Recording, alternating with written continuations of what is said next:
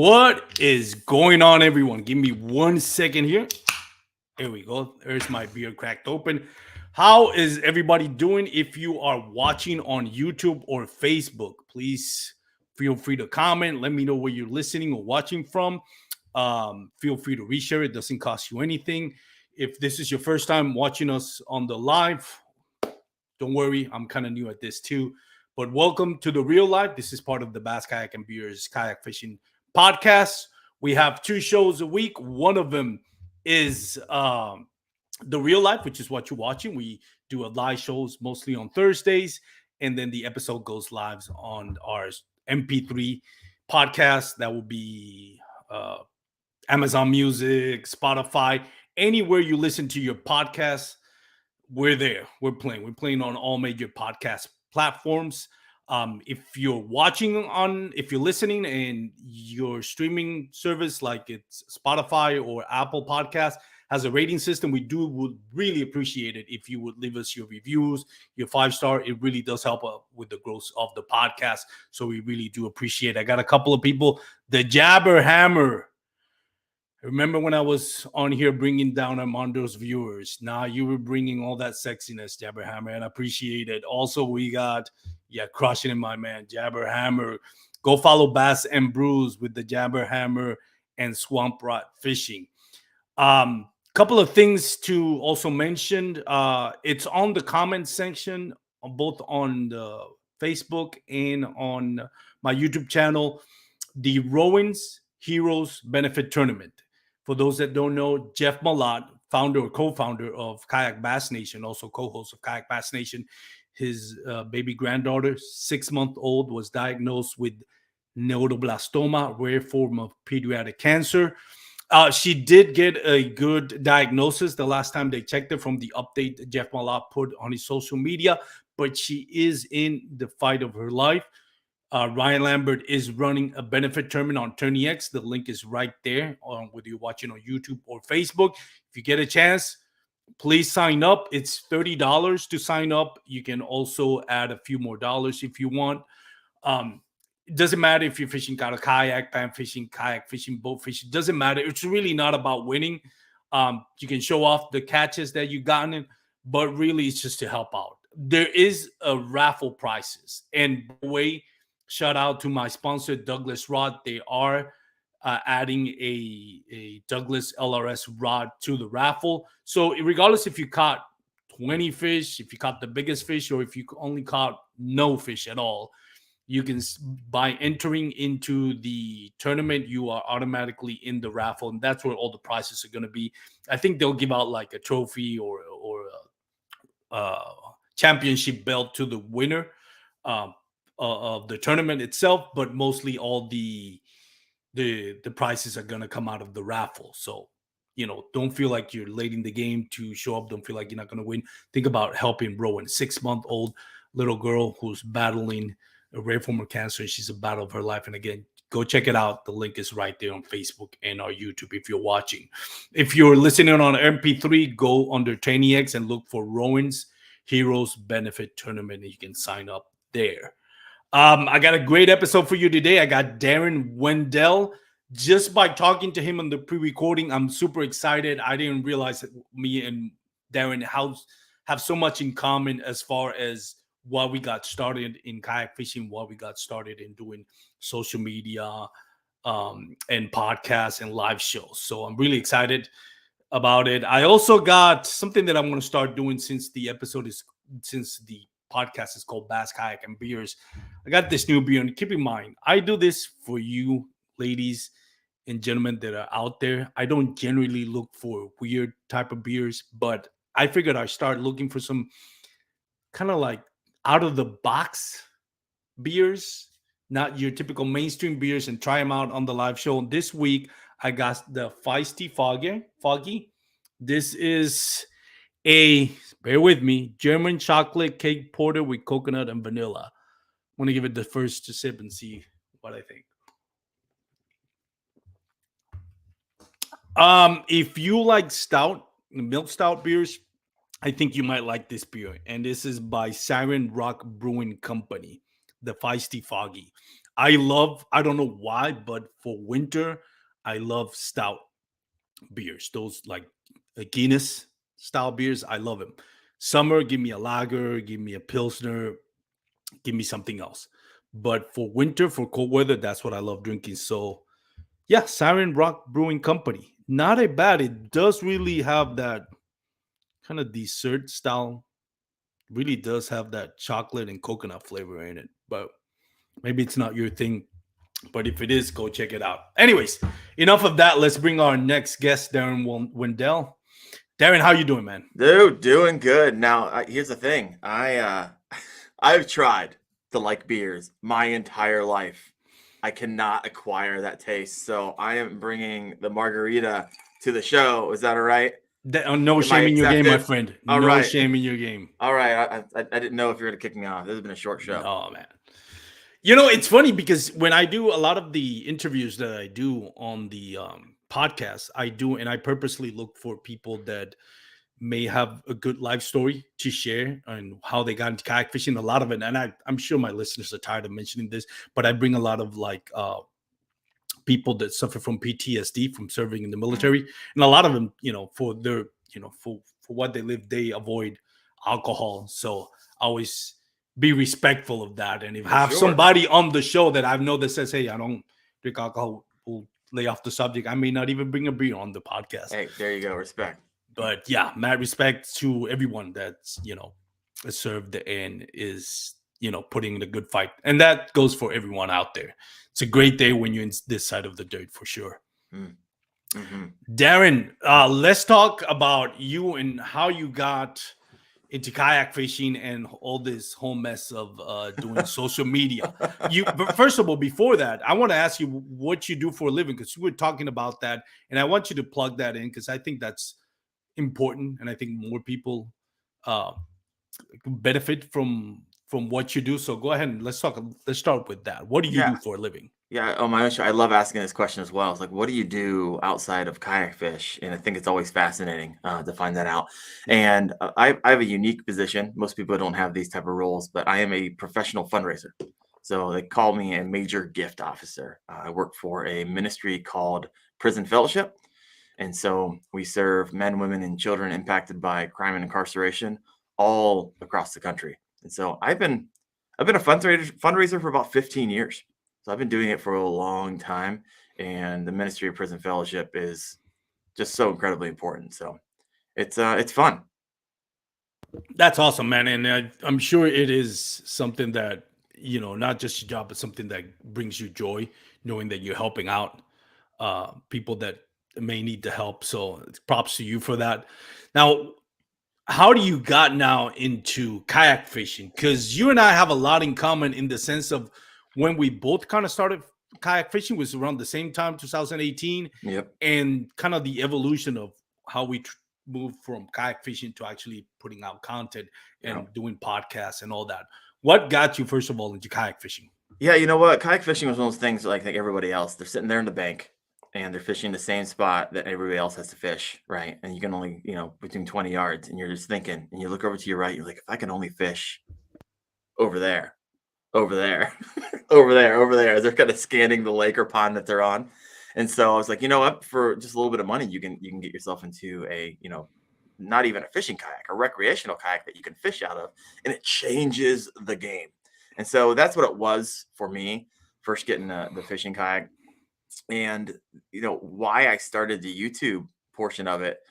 I would kind of specialized in kayak fishing almost solely. I do very rarely do any bank fishing back in 18, but it wasn't until just a couple years ago.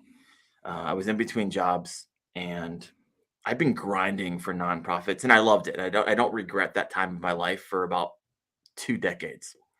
And there were some things that happened at the place that I was working, and through some decisions of some senior leadership, it really affected the trajectory of my career. And I thought to myself, I want to work on something in my life that nobody can take away from me.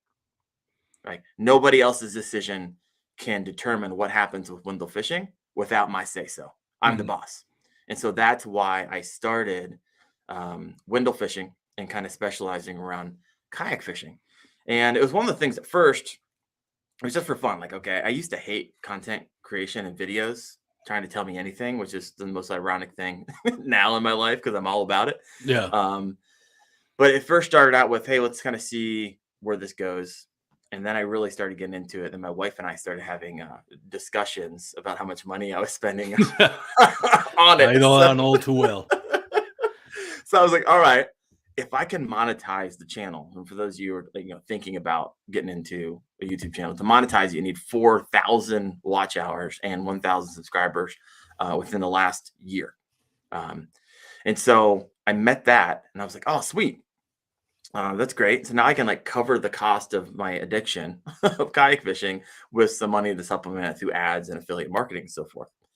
And then it started like going crazy. And this was like beginning of last summer. I had a couple banger videos just go nuts for me. Nuts for me, not nuts for like, a lot of people out there. Mr. Beast or something like that. Yeah, not like, there's something, but for me, it was like, whoa, significant growth. You see my analytics was like, boom, pop to the ceiling. Like, what is going on? And my revenue went from like almost nothing to like, whoa, it got me thinking. Like I could, if I work on this and you do the math, right? You start projecting out. If I work on this for 3, 4, 5 years, I can go full time. Never in a million years. I remember thinking over the past 5, 10 years, like, oh, you know what? If there's any regrets in my life, I wish I could go back. And everybody, of course, would love to go fishing for a living, right? Take our hobby and make it into something we do full time. If I could go, I would go back and maybe change that. And so, but now with YouTube, I'm sitting here thinking, I don't need to be that professional like Bill Dance or someone who's up in the tournaments just winning all the time. That used to be the only way to do this full time. You sponsor up and you go out there and you win tournaments. Well, in the last 5, 10 years, that has slowly changed. And guys like you and guys like me can do this full time because we're addressing something that's always been missed, which I believe is the forgotten middle, which is, you used to be, hey, we'll get this, and it still is somewhat to this day. We'll get this person who wins all these tournaments, and then we will throw them in our boat, throw them in our kayak, throw them with our rods, and that's how we'll sell things. And that still works to a degree, but I believe as we continue into the years ahead, that will be less and less effective. And people like us who have built trust and actually answer people's questions and have developed those relationships, that is going to be the future of fishing and how companies get things done.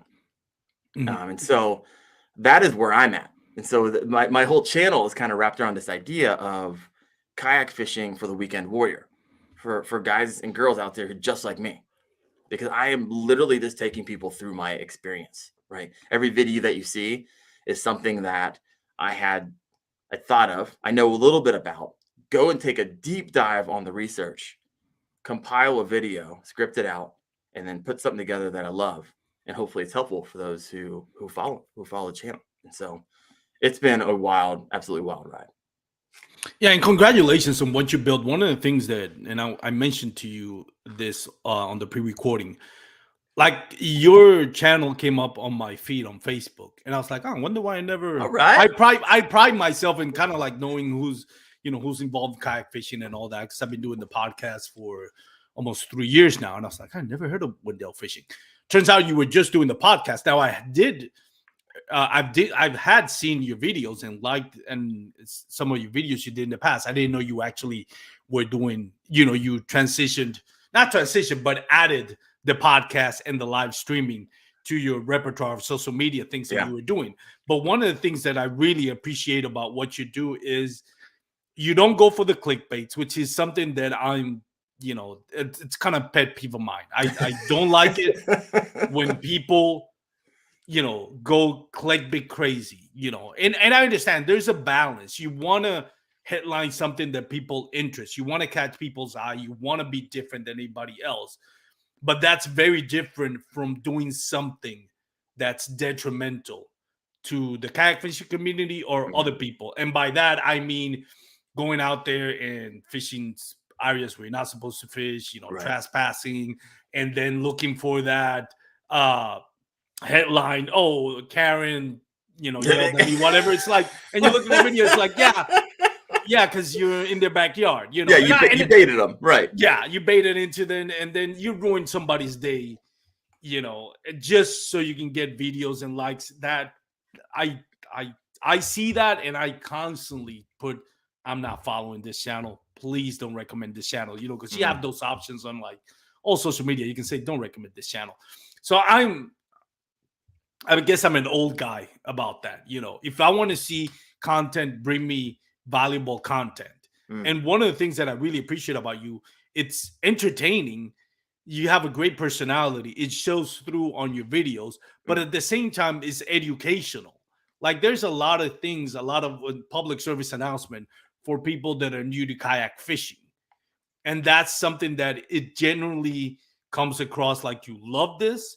You're here for the love of it and the interest in the kayak fishing community versus serving yourself. And again, there's nothing wrong in monetizing, but it's the way to go about it. And that's something that I really give you props for, and I commend you for, because it's entertaining, and again, you can tell that it's hard work what you're putting out there. Well, thank you. I mean, I always tell people when they're starting out a new YouTube channel, I get this question a lot now, because I've seen, I would say, moderate success in my growth. Nothing that's super crazy, because I don't go the clickbait route. Yeah. I want a solid group, and I monitor that community, intensely, right? If I get someone that makes a comment that comes in aggressive or attacks someone, I'll just ban them. Like, I don't need that in the community. You're gone. And you think they keep on writing, right? And the only person that's showing up to is them. They don't realize they're banned. But one of the reasons I started the channel was I was living with my mother-in-law when I was out of work for a while, and my father-in-law suddenly passed in the house unexpectedly at the age of 60. And I was thinking to myself, you think all kinds of things at that moment, but I was like, okay, I'm only 40. I was 41 at the time, and I love fishing, and I might not be around. I got two girls, age 7, age 6. I might not be around to share with my girls, right? I could go early if the Lord takes me. He could take me. And so I wanted to create something that, if I'm gone, and maybe my girls don't even like fishing, maybe their kids like fishing, well, then Grandpa can teach them, even though he's not here. And I was like, YouTube provides that legacy piece. And so when I think to my videos and when I create them, I'm also thinking, like, my kids could be watching this in a decade from now if they want to. Their kids and their kids could be watching this, learning from Grandpa and great grandpa. And so that's why you get the type of content that you get. And that's why you see the type of community that you see. What has been the biggest thing you've gotten from doing both the social media and the live stream or podcast? Yeah, so the live stream and what I turn into a podcast was something I started. I think I'm on episode 16. So literally 16 weeks ago, I started this. And I didn't start a live show probably for the reasons a lot of people start a live show. They're like, oh, live show. For me, I look at my YouTube channel as kind of like a funnel. You have shorts that bring in people and who want to join the community. And then you have your videos that kind of, give them more value. And then the most value comes what I believe in a live show, right? The people who really love the value that they bring and the value they bring to the community show up on that live show on the weekly. And so that's one of the reasons, because I wanted to provide a space that just wasn't found within the comments, where you can interact, right? And so I started the live show not for clicks and not for watch time, but a lot of it was for me personally. It was, I live up here in Northeast Ohio, and I thought to myself, winter is coming. 16 weeks ago. And like, I want to still talk about and get excited about something that I love, kayak fishing. I want to talk about it. Who else wants to talk about it? Because I can't just invite my friends over, because the people who care about this type of thing are all over the country, who care about it to the degree of which I care about it, right? Me, you're down in Texas, right? So I need a way to be able to connect with them. And that is why I started the live show and podcast because I wanted to make some friends who cared about the same things that I cared about. And I think now I'm 16 episodes in, and sometimes I have double guests on. So I got 20 new friends now from all over the country. In this upcoming season for fishing, I will fish with a lot of them Yeah. as I travel. I was like, all right, perfect. If that was the only thing that came out of the live show, then it would be a win for me. And we were talking about this in the pre-recording, and I think it mirrors what I've experienced as well. And it's how having a podcast no, I don't say automatically, but in the long run, ups your game. Like, if you don't get a chance to go kayak fishing on every single national trail, like some of Russ Snyder, Cody Milton, Christine Fisher, all those guys and girls that travel, of course, nothing can substitute time on the water. But when you're restrained in how much time you can spend on the water, being able to talk to other people and just having your mind and your mindset focus on fishing and kayak fishing where you're not actually kayak fishing, it ups your game like in ways that I never thought. Have you experienced that yourself? Oh my goodness. This past year, the gains I saw last year, because it was probably, I mean, I did YouTube for a year and it's kind of like I was kind of wishy-washy on it, just trying to like put my feet in the water and see if it would take off here and there. But it wasn't until it's when there was about a year ago, in the moment I decided, you know what, if I want this to work, I need to work it like a part-time job. And when I started working it like a part-time job, that of course was time I put into research, learning about different baits, different techniques, watching videos, reading articles, doing the thing and going grinding at it pretty hard. My game changed. I had the best year fishing of my life last year, and it wasn't like, oh, 3 or 4%. It wasn't nominal gains. I'm talking significant gains. I caught the biggest fish, more of them, more fish, and had the best time doing it last year. And I cannot wait till 23. I mean, we're in it, but I can't wait till the ice Yeah. unfreezes so I can go fishing in about a month. Yeah, and that's I think that's the most underrated part about doing this whole social media and doing the interviews and talking to people. What has been the biggest thing you've learned? Like, is there anything that stands out that you can say, okay, I definitely learned this because of the live shows or the interviews that I've done? For me, I mean, Yeah. what have I learned? That's a great question. It's never. I'm to the point in kind of my fishing, I don't know if we want to call it career, but I guess landscape, where there is very few things that will move the needle on Mhm. my game. All right. So all the gains now are fairly nominal. And Yeah. so now it's like nuggets, right? I had Rudd on, I'm pulling a nugget. I had Hoover on, pulling a nugget.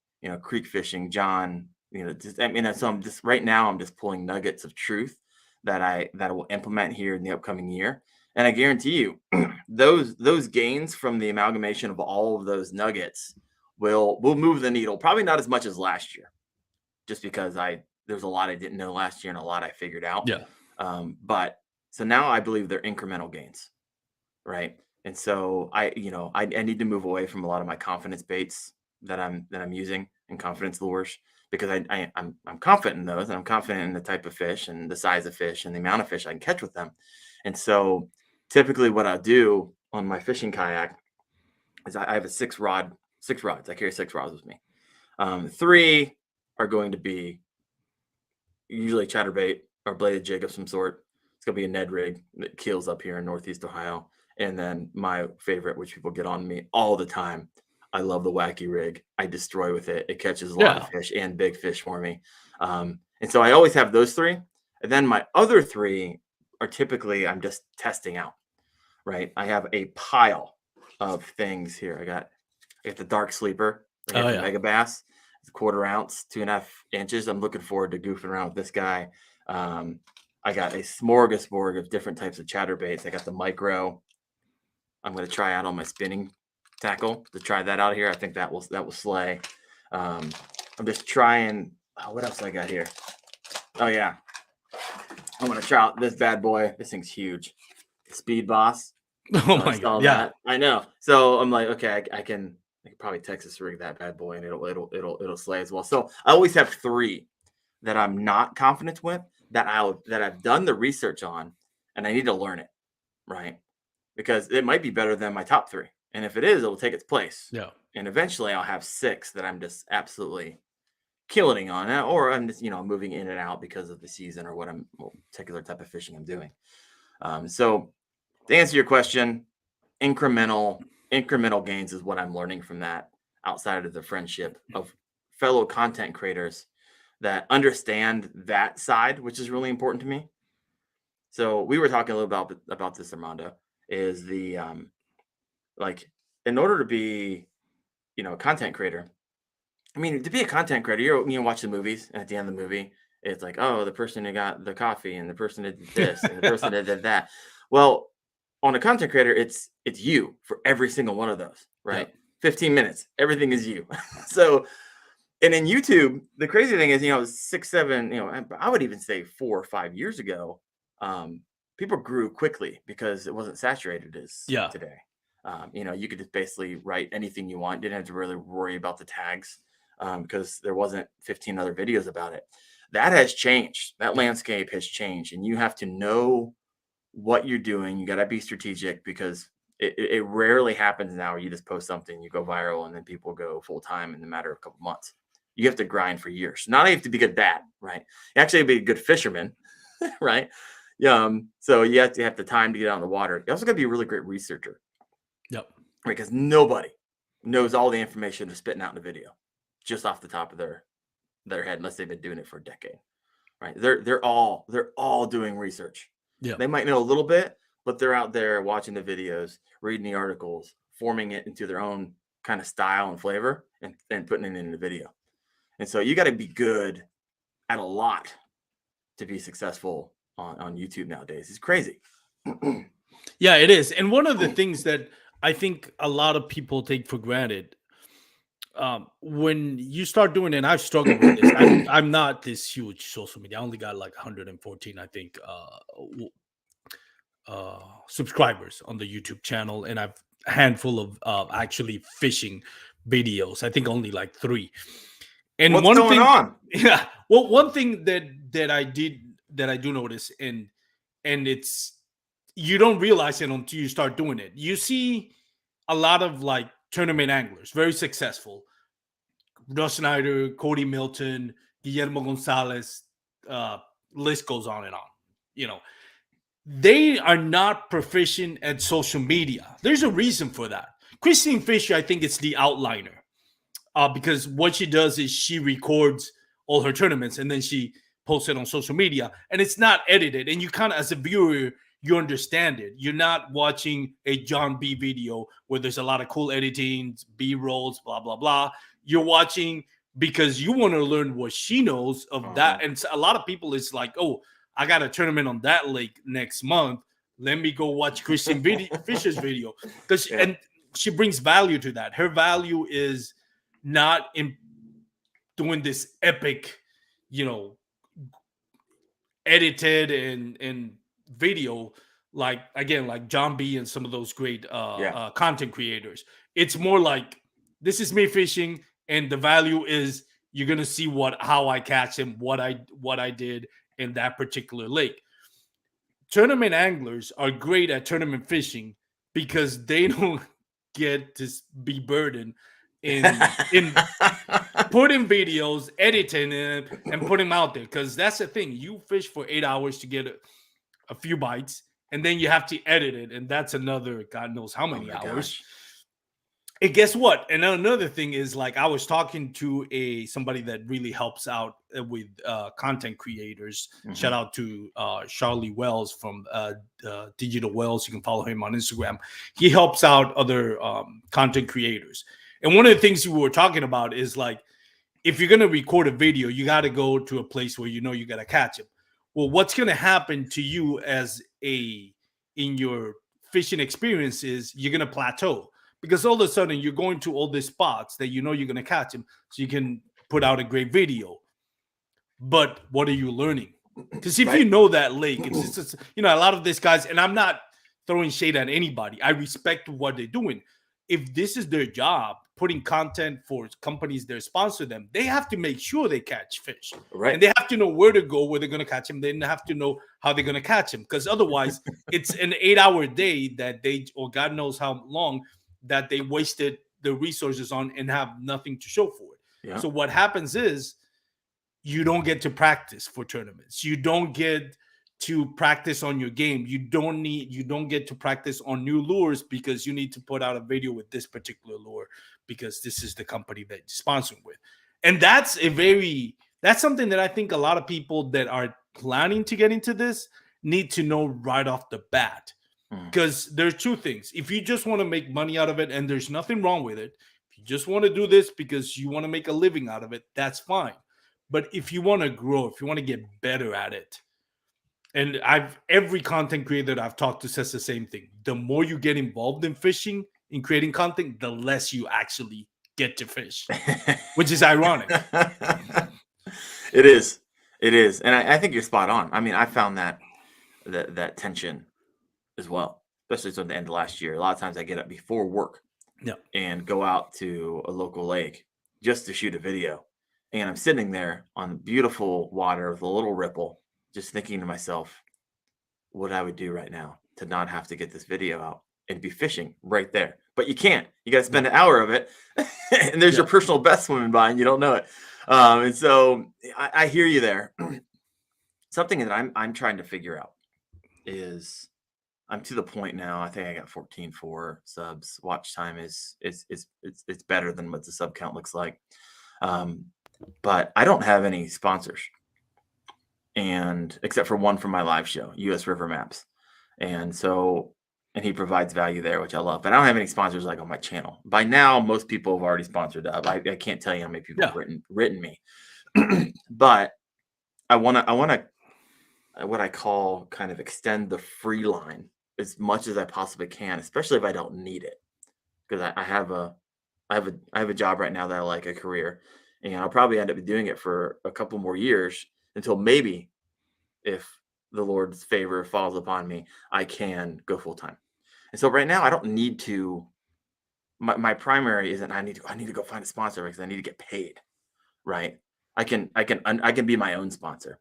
And so that's something I've been really kind of wrestling with. When is that time? Because there's also some, if you think about it, you want to associate yourself with some brands that you really believe in. Yeah. Because they're going to help promote you as well, right? And so there's that crux there, but also I'm not influenced in any way. I can say whatever I want now. I don't care, and I do. And I'm not sure, and I'll tag the companies in it saying whatever I want. Why? Because once again, this kind of goes back to why I started it. I don't want anybody to be able to take that away from me, right? Being able to say whatever I want, whenever I want, however I want. And so I know the second I get a sponsor, although I should pick a sponsor that I 100% believe in and shouldn't have a whole lot bad to say about it, it will influence you. It's impossible for it not to. It's human nature. It's a conflict of interest. So you really got to trust it. You really got to trust that brand before you start pitching that to people who trust you, because people aren't stupid. They'll sniff it out in a hot second. If you're not being authentic and real and really believe in it and you're just doing it for a buck, people can sniff that out in a hot second. So that's kind of where I'm at right now. And I don't necessarily know what to do at the moment. It's an interesting place. I'm honored, absolutely honored to be where I'm at that spot. Yeah. I worked my freaking butt off to get here. It didn't come for free. I didn't kick one video out. It was a banger video and I got 14,000 subscribers. I've counted every single one to get here, and it's been long nights editing, thousands and thousands of hours to do that. But I don't know, it's interesting. I don't even know how we got to this, how we got to this. I have bunny trailed quite a bit, I'm sure, from the original question, but it's something that it kind of relates to what you do, which is the content creation and the kayak fishing. Let me ask you this: what has been your favorite guest so far on your live streams that you've truly enjoyed talking to? There's a couple. Man, that's hard. One of my first guests was Itching the Fish.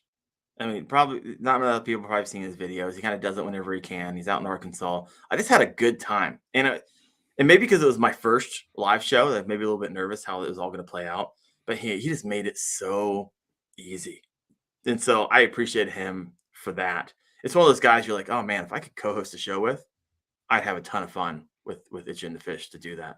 I had Rudd on. It was fun speaking with him. He's an incredible storyteller, right? So you get ask him a question, he'll tell a story, and everybody absolutely captivated. So that was fun. Creek Fishing Adventures with John. Oh yeah, I, I've seen I those like videos. John because he is just like a normal dude. He doesn't try to be anything he isn't, and people see the authenticity in that, and that's why I believe his sub count is so high. And he gets excited. I need to get back to this. He gets excited about every freaking fish he catches. I mean, he catches a minnow on some light tackle, and he's like, "Oh, he just loves it." And so I need to get back to like the pureness of that, because a lot of times, especially if you start doing any type of tournament fishing, you get to the point where like, oh, it's only 16 inches and not the 17 inches that that I Yeah, needed.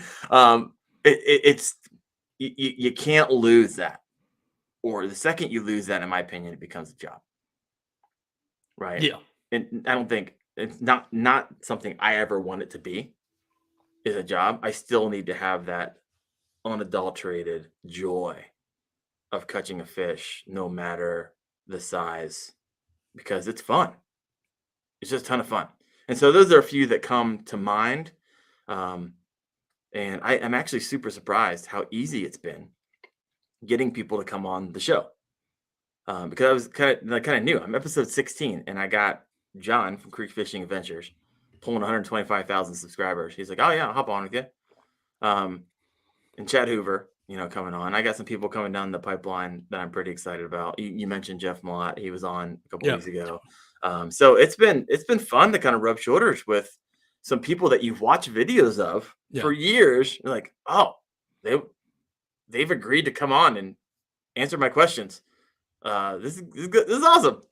It's just cool. I don't know. There's one thing, and it's kind of like the when you go to Bass Pro Shop, you ever notice that it says uh hunters, fishermen, and other liars are welcome. And it is. I mean, and I'm not saying we all lie, but we all love to talk about fishing. Like if you Oh love yeah, fishing, you definitely love to talk about it. You can be the most introverted person in the world. If you love fishing and somebody says, "Hey, you want to talk fishing?" You're gonna say, "Hell yeah, I want to talk fishing. do I'll it. Pull talk up a chair. my butt off about fishing."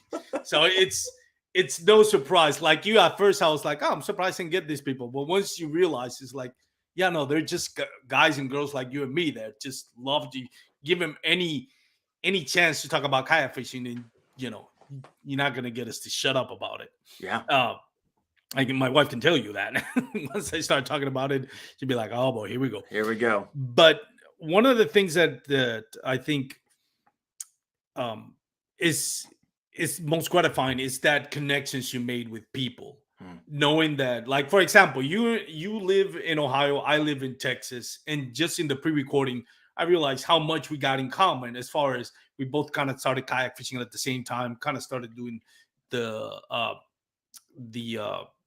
podcast and all that for the same reasons. We wanted somebody to talk to about and not necessarily make money out of it, or sustain ourselves financially out of it. We do it because we enjoy it. And I think that's the most underrated part about it. Just being able to talk to people and make new friendships with people that have done this for years, and then you see them at a tournament or you see them at ICAST, and you're like, "Hey, I talked to you on the podcast, and now I get to see you in person and say hi to you and talk more fishing." What has been?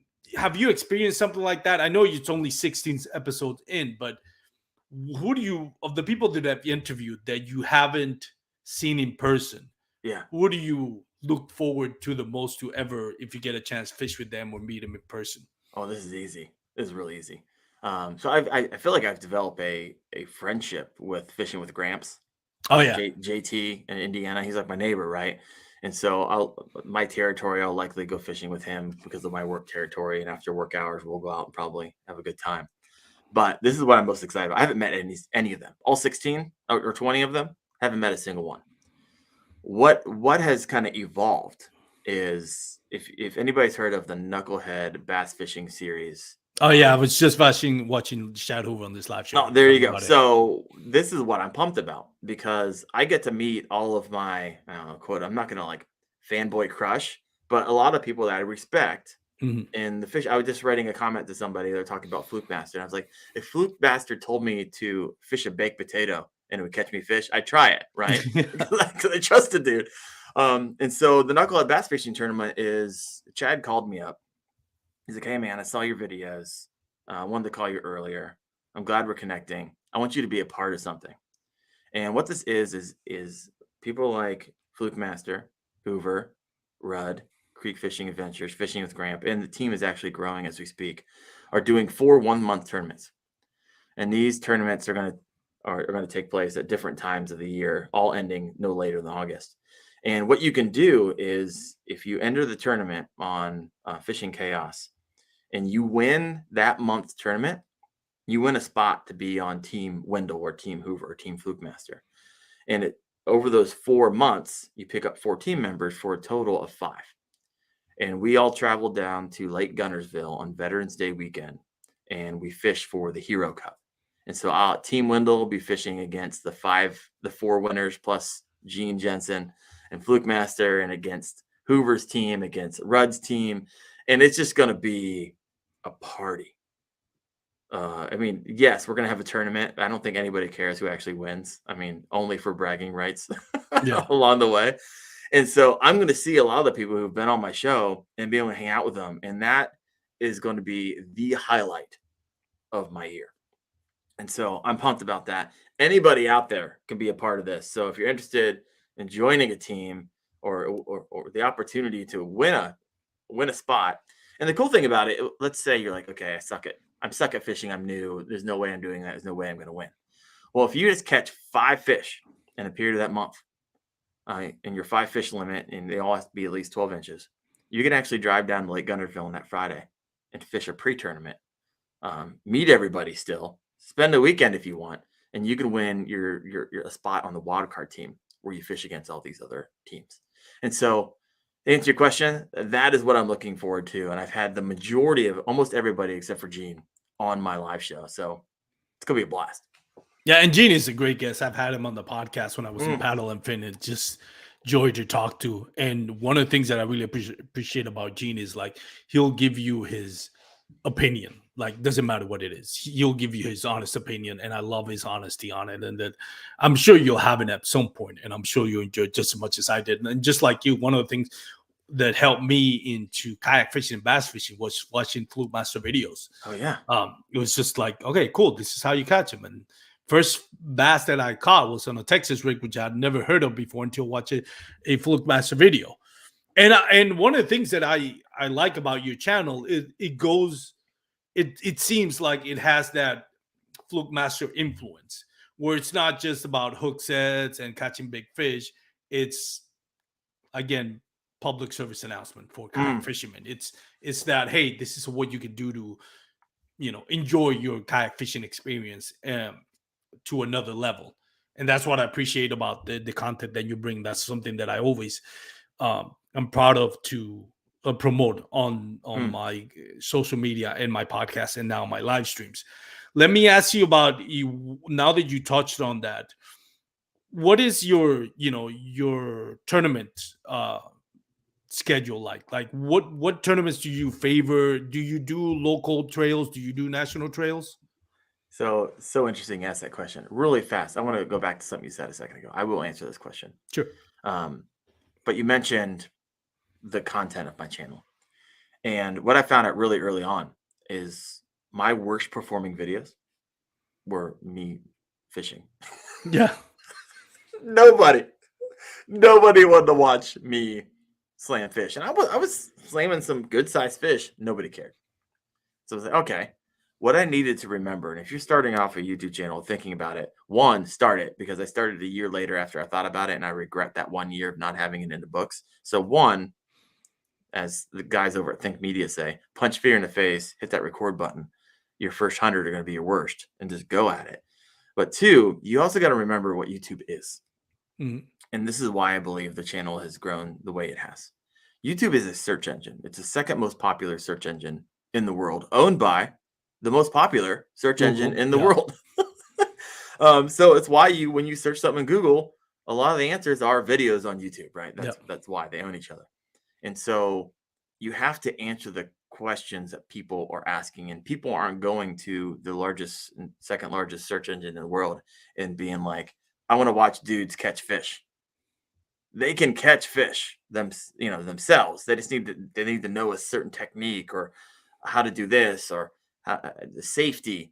And so that's what my channel was covering. All the questions that people are asking adjacent to catching fish to help them not only have a better time doing it, be more comfortable doing it, be more safe doing it, and also the techniques to help them kind of grow and evolve as a kayak angler.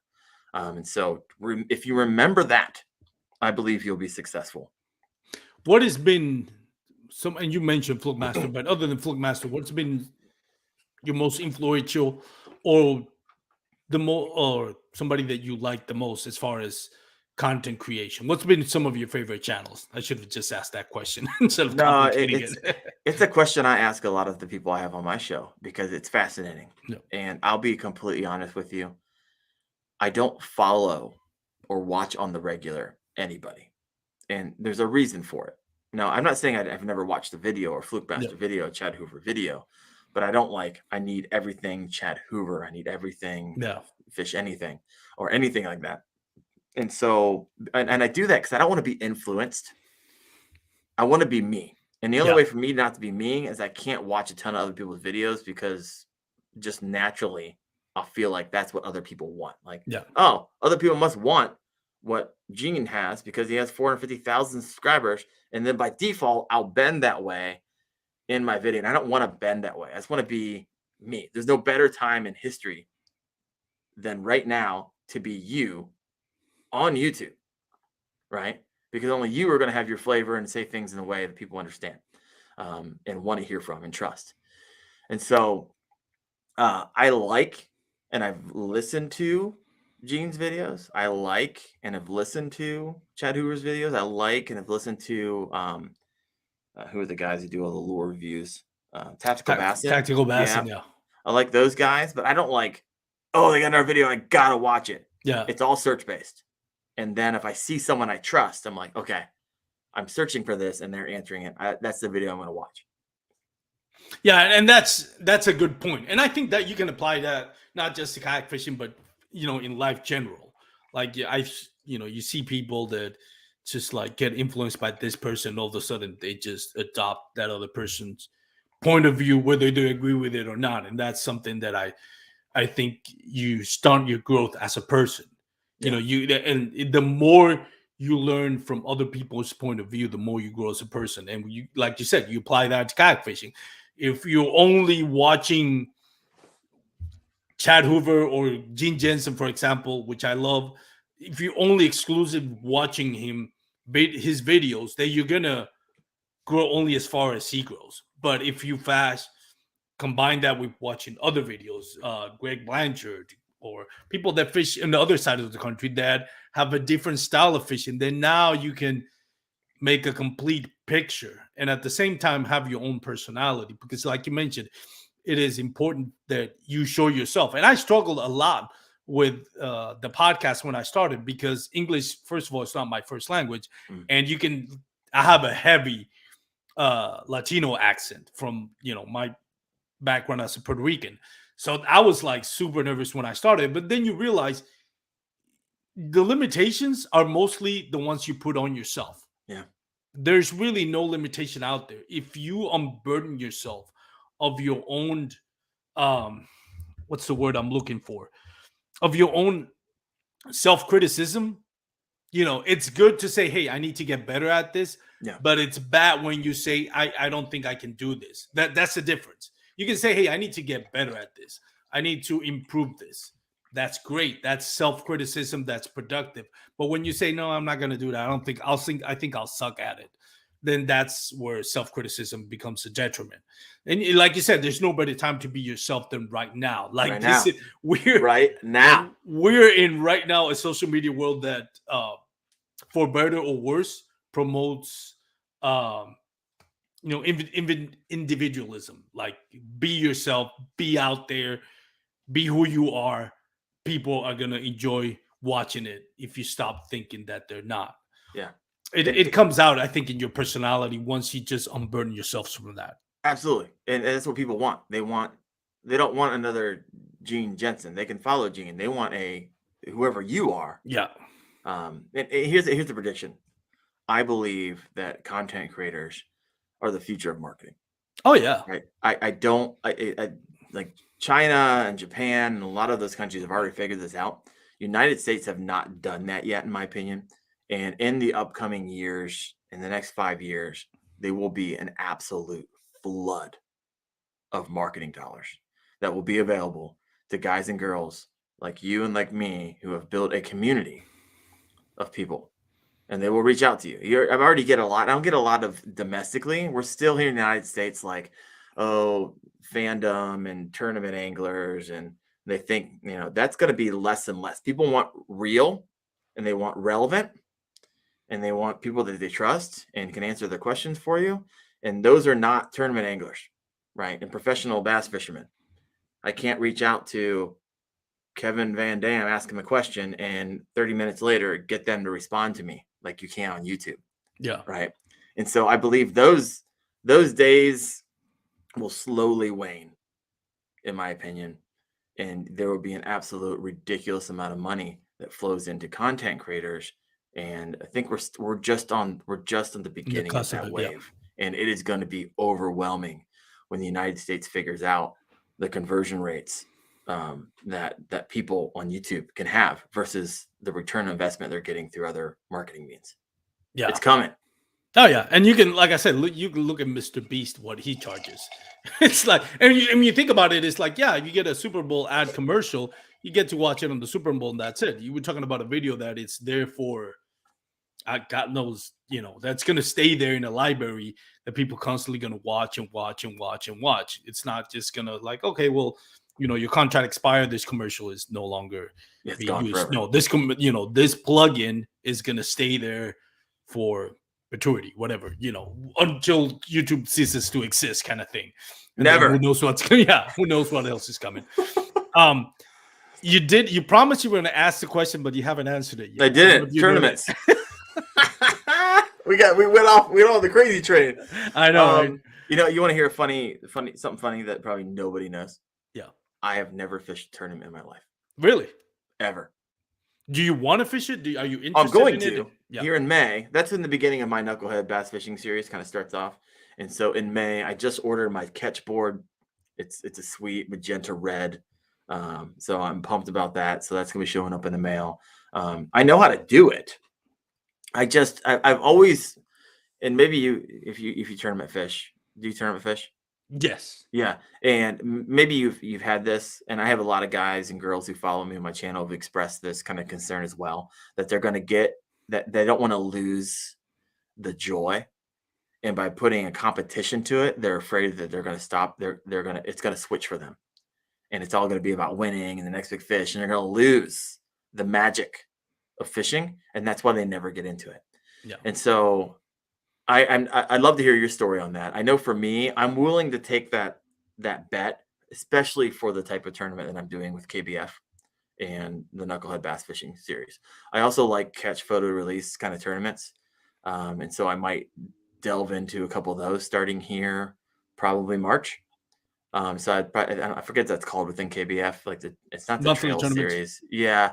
And so I will probably start those kind of on the side as well. But I think that for me, it would be fun, right? Because I want to test out, is what I'm saying on YouTube really actually getting the gains that I believe that it is? And I have no basis to put that against. So I want to create a basis. And the way to do that is having a history of kind of these tournaments and be able to reference, am I getting better? Because it's really hard to determine if you're getting better if you haven't determined a baseline. It's a measuring stick. I Yeah. think that's what we're looking for, right? Like you compare yourself. Like I wouldn't like me. I don't expect to go out there and consistently beat Cody Milton or Russ Snyder or Christine Fisher, but just see throughout time how close am I getting to that level, and that shows progress. And Yeah. that's one thing about kayak fishing. I think Bailey Eichberg from Serious Angler has Yep. that mentality, is like be the student or forever a student. I think is kind of his motto, and that's true. You know, you don't stop learning kayak fishing or bass fishing in itself. I was listening to I forgot his name. I don't follow boat fishing as much, but um the K oh my god, what's the name of it? I'm drawing a blank. Oh If my it's boat god. fishing, I'm not going to be able to help you either. 'Cause I No, don't follow but it at all. man, I can't believe Low Budget Live. Oh my god. Duncan. He had Carl Jacobson, I think it is, the guy from Australia, that he mentions that, you know, once you, just because you get into the elites, doesn't, there's no point in bass fishing where you realize, okay, that's it. I've reached the level. Yeah, you may win a tournament, you may win Angler of the Year, even in the Bassmaster Elite. That doesn't mean you're going to win it next year. Right. That doesn't mean, you know, a year from now or 2 years from now, somebody's going to up the game more, because unlike a lot of sports, it's like bass, it's nature, it adapts, it will Right. eventually adapt, and then you have to adapt with it. So that, I think that's one of the beauty about the sport. But Daren, I've had you for almost an hour, and I want to be conscious of your time. I know you're I'm in fine. Ohio. So you go, you can go. Well, I also wanted to give you a chance to kind of plug your, you know, where can people follow you? Where can people listen to your live stream? When, what social media outlets do you use? And also, you do mention you have a sponsor. You can definitely plug them in if you want. Yeah, I appreciate that. I mean, US River Maps, you can see over my shoulder. That's my sponsor of my live show. Head over there. If you get the code, if you want, if you really love that type of thing, get $35 off. My man Jeff, starting up a business, small business, started up 20 weeks ago, and just trying to get the word out there. So check him out. But you can find me really at Wendell Fishing on any platform. I'm getting ready to drop Twitter because it sucks. So Yeah. it getting no engagement, and it's going downhill, in my opinion. Yeah. But I'm prime. If you want to get a hold of me, YouTube.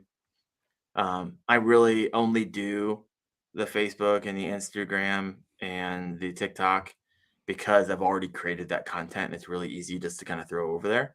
But I am all in 100% a YouTube guy. And so that's where I spend majority of my time. That's why I primarily do a live show, and then I happen to turn it into a podcast. Yeah. And so that's I post more on my community page than I do in any other platform on YouTube. So that's where you find me, at Wendell Fishing. You guys kind of see it down here. If you're on the podcast, you can't see it, but Wendell is Wendell. My live show is every Tuesday night, 8:30 p.m. Eastern. And of course, you can find my podcast right next to Armando's on all of the places you may stream your podcast. And also, if you're listening to Wendell Fishing on the podcast, we can't stress enough, the reviews really do help out a lot.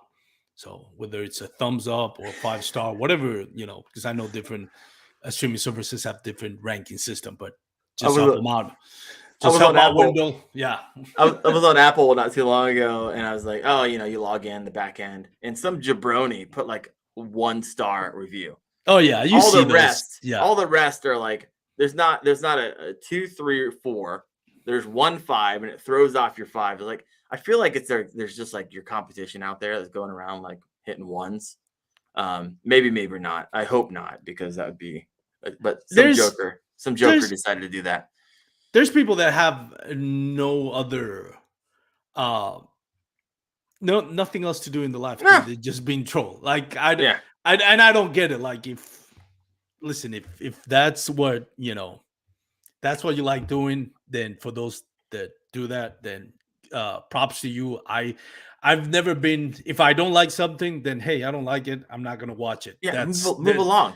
Yeah, move along. Let's just move along. I'm not gonna ruin it. Try to ruin somebody's mojo by leaving a 1 star or saying, "Oh, I don't like this." If I don't like it, I'll just move along. Yeah. I'll let the people that like it leave their reviews. That's my opinion. Of course, everybody has a different opinion on that, and I respect everybody's opinion. But Wendell, thank you, Daren. And Yeah. I'm sorry, how do you pronounce your last name? Wendell or It's Wendell? Wendell. If you're German, it's Wendell. It can be Wendell. You can call me whatever you want, man. Are you German? No, I have to Yeah, I ask am. you. I'm part German. I'm part German. There you go. What's coming up in the pipeline for your YouTube channel? Oh, my Let's goodness. start with your YouTube channel as far as videos and what guests. I know you already have a guest lining up for next week. So tell us what you have, what Oh you my want gosh. coming. What's your plan for this 2023 as far as you can see? Yeah. So, I mean, if I were to die tonight after the show, Hopefully I not. would hopefully not. You would get videos for the next 17 weeks straight. There you go. I have 17 weeks of videos done, edited, and scheduled. And so that's kind of crazy. So things that are coming up. I mean, I'm still shooting videos in my garage, right? So it's not a lot of the fishing stuff. It's all the adjacent stuff, right? No. So I did a series on. I love propel drives. I absolutely love them. I have a Native Slayer Propel 10, a Bonafide P127, both using the propel drives. And so I just did a 5 or 6 video series on how to maintenance that bad boy. Things coming down the pipeline. I got some backlash videos, how to, kind of how to store correctly, just how to take care of your gear. But here in about a month, I'll be out fishing. And so you start to see that change, right? With the seasons up here in Northeast Ohio, during the winter, of course, I do a lot of the stuff that you can only do in winter or should only do in the winter, because in the summers and spring and falls, you're actually out there in the water getting it done. And so that's what you got coming from me. It was interesting. I was talking to Chad Hoover recently, and he was just kind of explaining. I don't know if he even thought about it. He's like, "Oh yeah, Daren Wendell Fishing is kind of like the DIY kayak fishing channel." And I was like, I didn't like that. Yeah. Because I don't want to be the DIY kayak fishing. There's another Kayak Hacks kind of owns. Oh yeah, I don't want Kayak anything Hacks. to do with that. I love space. Kayak Hacks. That's fine what he does. But that's not necessarily. I'm still discovering what I want it to be. I want it, and really what it is now. You're following my journey, and the things I want to learn as I grow. I'm just making a video about every single thing from it. But eventually, I'll need to kind of niche within the niche, and then to figure out, like, when you come to Wendell Fishing, this is what you expect. And right now, it's just like anything kayak fishing, almost directly related. I don't typically ever go outside of kayak fishing. You'll see kayak fishing or fishing kayak in my title everywhere you go. That was your first question. What was your second question? No, that was it. That was it. What's your next guest? Or Oh, what guest man. you have lined up in your podcast? I got all kinds. I got guests lined up through April. It's crazy. I have Bass Geek. I got Fish Anything coming up next week. Benjamin Nowak, Cass Cray coming up. I just booked Kayak Angler Magazine for April. Oh, nice. I just booked. They just posted like my second one of my videos on their website, which is kind of cool for me, right? Like someone's actually noticing out there. So that was pretty sweet. Who else did I booked this week? Oh shoot. I booked another person for April, but I forget who it is. But man, I worked so far in advance. But I got quite the lineup coming down the pipeline for people. And I ask anybody. I don't care what your subscriber count is. It's like if I can find your email on YouTube, I'm writing you. I'm at least gonna ask. Because I'm a fundraiser, right? You don't have because you don't ask. And so I that's what I do for a living. So I'm like, whatever, here we go. Let's try it. And I'm pleasantly surprised most of the time. Well, man, congratulations. I'm looking forward to everything that you have to bring to the table, both on and off the water. I wanted to ask you kind of a couple of fun questions. You already touched on one, which I always ask, what's your 3 favorite baits? You already mentioned it, Senko, chatterbaits. I think it was chatterbait, Senko, and Ned rig. wacky rig, Senkos, and chatterbait. Right? And not that I'm kind of. It's not just chatter. I mean, obviously, people use chatter to a lot of times to just talk about. I'm really interested in getting into like the slobber knocker from Berkeley. Yeah, that's and really taking a deeper dive and like checking out the Thunder Cricket and checking out the. I mean, everybody has theirs, the Melee, and really just kind of dialing in the nuances of all the different types. That's something that I'm looking forward to doing this upcoming season. That's good. Yeah. So let me ask you a couple of fun questions. You ready? All right. All right. If It's you all been fun. if you're not fishing for bass fishing, you were not allowed. Bass fishing does not exist starting tomorrow. What will you be fishing for? I'm done. You're done? Take me now, Lord. Nothing? I have no reason to live. I'm just kidding. I really enjoy. Oh man, I can't just answer just one. But you can answer multiple. If it's just largemouth bass, take that off the table. All type of bass. Frickety frack. Next would be I really enjoy salmon fishing in Lake Michigan, Nice. and I like catfishing. Catfishing. Yeah. Never And done. so, and if I don't get to do these very often. I don't do catfishing very often because it usually involves fishing at night, and I have a family. And then I don't typically do salmon fishing because you can. I just had City Yacker on my show, and whenever I roll through Chicago, we're gonna go out and hopefully get some coho or some salmon. But I will go out with my wife's uncle, and he has a boat on Lake Michigan, and so we'll go out there and slam some salmon. It's a ton of fun. But outside of that, it'd be muskie. Nice. I go down. I got some spots in West Virginia that I can nail the muskie on. And I have a buddy who lives just about 2 hours south of me. He's like, dude, you got to come down. I catch muskie like for a living. And so looking forward to that. Fish of the 10,000 casts, I think is what they call it. Yeah, not for me. I know where they're. I fish a river for them, and I know exactly where they're at. So it's like the fish of 20 casts. Oh, there you go. I'm gonna have to go up to Ohio and meet up with you. Yeah, all right, come on. This is gonna be a good question, especially because of where you are geographically. You can fish for only one: largemouth bass or smallmouth bass. Which one would you be fishing for? Smallmouth for the fight. Smallmouth? Smallmouth for the fight, and typically, of course, find them in rivers. And I really, really, really enjoy river fishing. Well, then you kind of answered my second question. So, like, which you can only fish one lake or river. You already mentioned a river. So a river. I don't really kayak fish rivers. I wade fish rivers, and I do that usually in Pennsylvania. I go on a trip every year, and I love wade fishing. But there's also something about if the lake is not too crowded. There's also something about lake fishing that I love as well. Man, you guys, that's a hard question. If I had to choose one, I think river fishing for the fight and the kind of the nuances of it, and being that you have to be. I'm like a power fisherman, so I always like to be on the move. So if you made me choose, it would be in the river, always having to be doing something at any given time, whether it's maneuvering and positioning my kayak or fishing. That would keep my brain occupied. I would love that. One thing that I've noticed, and this is going back to you being a kind of now a podcaster or interviewer, I would say you kind of answer questions that I already was asking you for. What would you be, a power fisherman or a finesse fisherman? You already mentioned power fisherman, so you're answering a few of them at the same time. But that's good though. That's good. So now I have to think of a new one.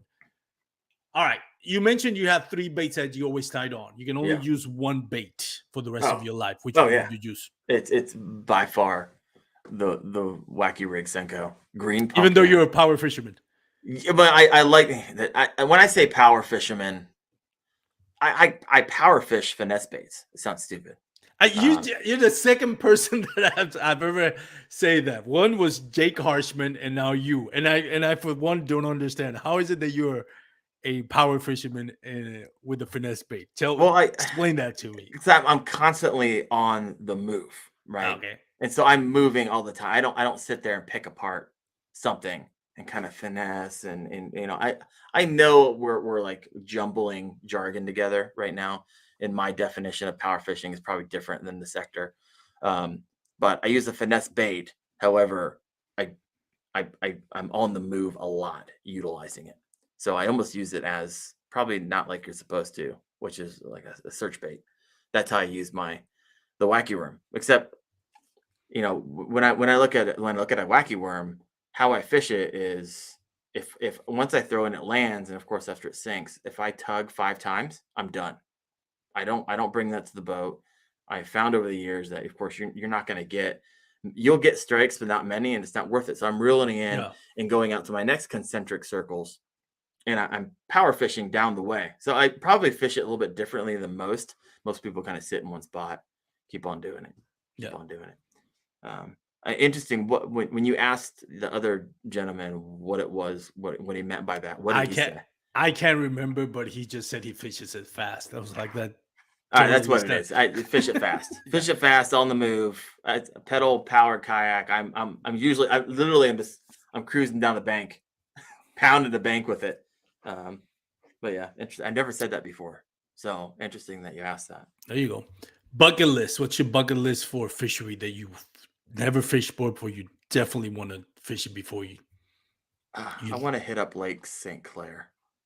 Nice. It's only like an hour and a half. They're supposed to have crazy smallmouth bass. Some of the best fishing in the country, and it's only like 2 hours away, just around north of Detroit. So need to get up there this year. I have a buddy who owns a house on that lake. And he's like, hey, next time you're up here, we're gonna go. I'm like, all right. So probably next year I'll get to mark that off my bucket list. There you go. Well, when Daren, again, thank you so much for joining the podcast and the Oh live man, it's stream. been a blast. Thank you. It is awesome to have you on and listen to you. We look forward again to your content. What you do is with the what is it, the Knuckleheads tournament on KBF? Yeah, if you go over to Fishing Chaos, Yeah. find a tournament, type in Knucklehead, and it'll bring it up if you want to learn about it. Yeah. Yeah, there you go. It's kind of like taking the place of what formerly was and no longer is, I guess, the KFL, which was like team fishing, but now I guess it's adapted to whatever Chad Hoover is doing. So, Yep. Brett, team fishing, some people like it, some people don't. If you enjoy it, what I gather from it, if it's a camaraderie. Oh, yeah. It's not just about winning tournaments; it's a camaraderie of just learning. Because if you're in a team, people kind of share information, and you all want to succeed. So that's why I love that concept of it. Yeah. I don't see fishing as a team sport, but we can't take it too seriously. If you get a group of guys, 5 guys, and you're going to call it a team and feed off of each other, by all means, do it. It's a great way to learn and build camaraderie, which is more important than winning tournaments, in my opinion. That's where I'm at. Yeah. And that's why that's my entry level tournament. Yeah. Right. Because it's not so much everybody look at me and see what I can do and how I can perform. It's like I win when the people on my team win. Exactly. And that is literally my YouTube channel. I don't win whenever you see me doing incredible stuff and you don't know how to do it. Right. I only win when you take what I've been able to share and you use it to help you become a better angler. That's when I win. And so that's why I love the team approach. That's awesome. Well, again, Daren, thank you so much. For those out there listening, remember, if you're going to be in the water, please wear your PFD. If you're going to have a couple of beers, just drink responsibly. Make sure you make it home back to your loved ones. By the way, Good luck. And to everyone fishing the Hobie BOS in Harrison's Chain in Florida, it's going to be this weekend. If you're watching the live show or if you listen to the episode on the Friday that it airs, good luck to everybody out there. Stay safe. And again, thank you, Daren. Thank you for those that comment and watch on the live stream and share it. We do appreciate it. See you all next week. Have a great day. See you guys.